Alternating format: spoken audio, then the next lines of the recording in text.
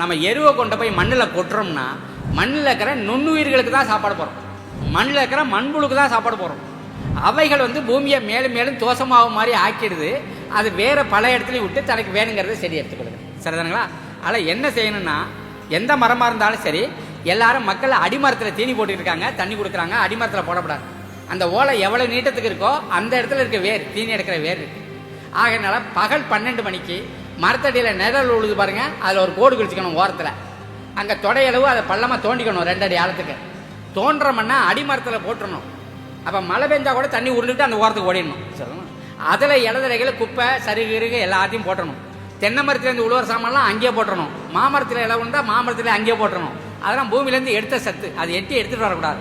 அப்படி செஞ்சிட்டிங்கனாக்கா ஒரே ஒரு தடவை அந்த மரத்துக்கு பஞ்சகாவியத்தை ஊற்றிட்டிங்கன்னா போதும், மறுபடியும் மட்டை பாலை பண்ணாடு தேங்காய் எல்லாம் அங்கேயே போட்டிங்கன்னா போதும், மரம் காய்ச்சிக்கிட்டே இருக்கும். அப்படி தான் குஜராத்தில் பாஸ்கர் சாவையோட தோட்டத்தில் 6 ஏக்கர் 7 ஏக்கரில் தென்னை மரம் அப்படி தான் காய்ச்சிக்கிட்டே இருக்குது. சராசரி ஒரு மரம் 300 காய்ச்சிக்கிட்டு இருக்குது. அதை பார்த்துட்டு வந்தால் இங்கே கோட்டூர் மலையாண்டி படத்தில் ராகவனுடைய தோட்டத்தில் இப்போ 200 காய்க்க ஆரம்பிச்சிருச்சு. ஒன்றும் இல்லை, மட்டை பாலை பண்ணாடையெல்லாம் அங்கேயே போட்டணும். தேங்காய் உரிச்சிங்கன்னா உரிச்சு வர மட்டையும் அங்கேயே போட்டணும். இதெல்லாம் மரம் பூமியிலேருந்து எடுத்த சத்து திருப்பி கொடுத்துட்டா பூமியில் அப்புறம் பற்றாக்குறை இல்லை, மரம் அது பாட்டு காய்ச்சிக்கிட்டே இருக்கு.